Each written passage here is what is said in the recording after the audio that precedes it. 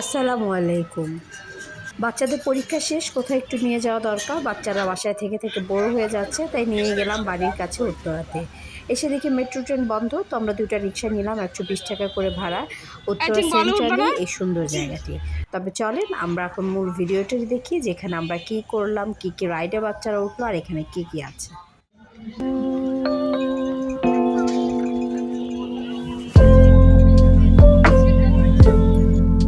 যে তারা ওঠার চেষ্টা করছে, কোনটা তুলবে বুঝতে পারছে না। এখানে জন প্রতি 100 টাকা করে উঠায় 30 মিনিটের জন্য। এই টুনটুনিগুলা নৌকায় উঠবে, ওরা যাচ্ছে। বড় 2টা ভয় পায়, কিন্তু ছোট 3টা কোনো ভয় নেই। এই যে ওরা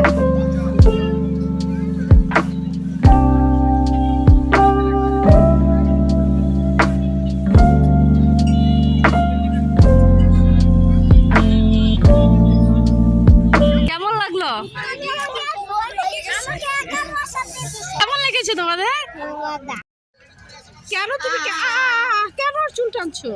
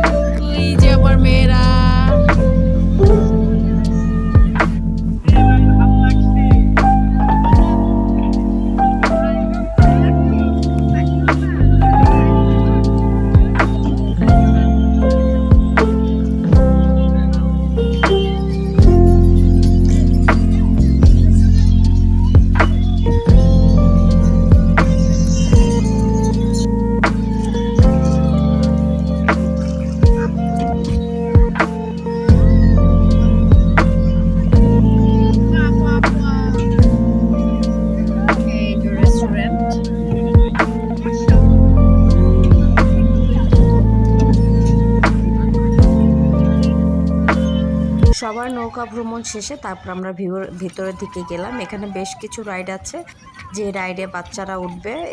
মিনিমাম 5টার মতো রাইড ছিল। তো আমরা 3টার দিকে যাওয়ার পর, এখন যেহেতু দিন ছোট, খুব তাড়াতাড়ি সন্ধ্যা হয়ে যায়।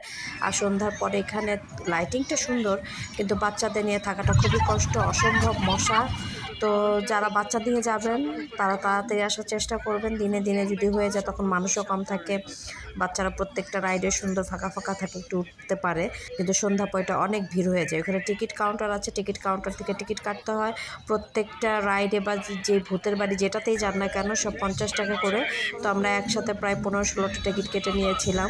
যেহেতু আমাদের 5টা বাচ্চা, ওরা সবগুলোতেই মোটামুটি উঠেছে।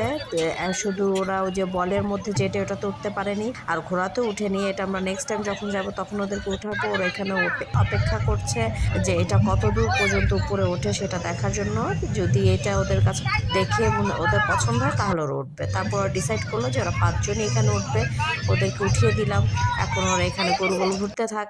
আমিও আমার মেয়ে দাঁড়িয়ে দাঁড়িয়ে দেখছি ছোটটা।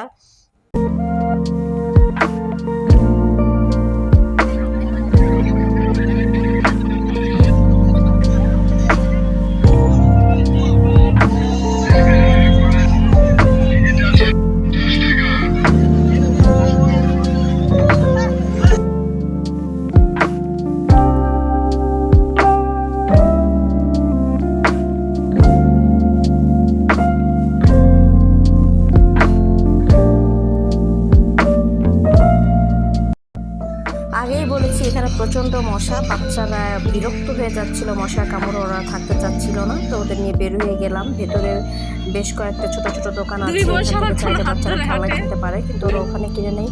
বাহিরে একটি দোকান ছিল যে ওঠার সময়, তো সেখান থেকে ওরা টুকটাক একটু কিছু কিনে নিল। তারপর বাহিরে বের হয়ে গেলাম। এখানে অনেকগুলো কেকের দোকান আছে, এরকম ভ্রাম্যমান।